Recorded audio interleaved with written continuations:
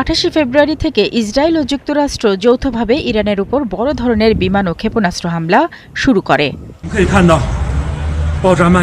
এই অভিযানের লক্ষ্য ইরানের পারমাণবিক স্থাপনা ধ্বংস করা, ক্ষেপণাস্ত্র সক্ষমতা গুঁড়িয়ে দেওয়া এবং দেশটিতে শাসন ব্যবস্থার পরিবর্তন ঘটানো। হামলায় ইরানের সর্বোচ্চ নেতা আয়াতোল্লাহ আলী খামেনি সহ বেশ কয়েকজন শীর্ষ সামরিক ও রাজনৈতিক নেতা নিহত হন। ইসরায়েলে ইরানের সমর্থনে হিজবুল্লাহ রকেট ও ড্রোন হামলার পর লেবাননেও বিমান হামলা চালাচ্ছে তেল আবিব। ফলে যুদ্ধ লেবাননেও ছড়িয়ে পড়েছে। এদিকে ইরান এবং তার আঞ্চলিক প্রক্সি বাহিনীগুলো সম্মিলিতভাবে এই যুদ্ধের জবাব দিচ্ছে। ইসরায়েল ও মধ্যপ্রাচ্যে থাকা মার্কিন ঘাঁটিগুলো লক্ষ্য করে শত শত ব্যালিস্টিক ক্ষেপণাস্ত্র ও ড্রোন ছুড়ছে তেহরান। ইতিমধ্যে কৌশলগতভাবে গুরুত্বপূর্ণ হরমুজ প্রণালী বন্ধের ঘোষণা দিয়েছে তারা।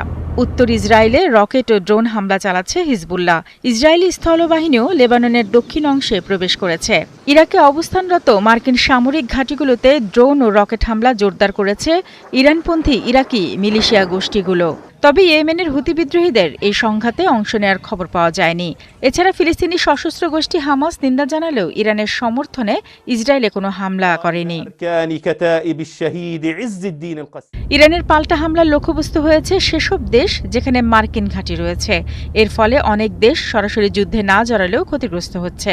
সৌদি আরব, সংযুক্ত আরব আমিরাত, কুয়েত, জর্ডান, বাহরাইন, ওমান ও কাতারে মার্কিন ঘাঁটি ও জ্বালানি অবকাঠামোতে ইরান ড্রোন হামলা চালিয়েছে।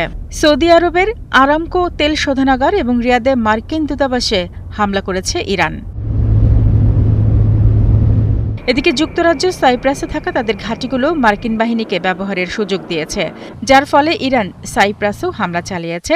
তবে তারা ইরানে মার্কিন হামলায় অংশ নেবে না বলে জানিয়েছে। অন্যদিকে ফ্রান্স সাইপ্রাসে যুদ্ধজাহাজ পাঠানোর ঘোষণা দিয়েছে। গ্রিস যুদ্ধবিমান পাঠিয়েছে সাইপ্রাসে। জার্মানিও জানিয়েছে তারা ইরানে হামলায় অংশ নেবে না, তবে মধ্যপ্রাচ্যে মোতায়েন থাকা সেনাদের প্রতিরক্ষায় সক্রিয় থাকবে। রাশিয়া ও চীন এই হামলার তীব্র নিন্দা জানিয়েছে এবং অবিলম্বে যুদ্ধবিরতির আহ্বান জানিয়েছে, তবে সরাসরি সামরিক হস্তক্ষেপে এখনো জড়ায়নি। শারমিন স্বপ্না, ৭১।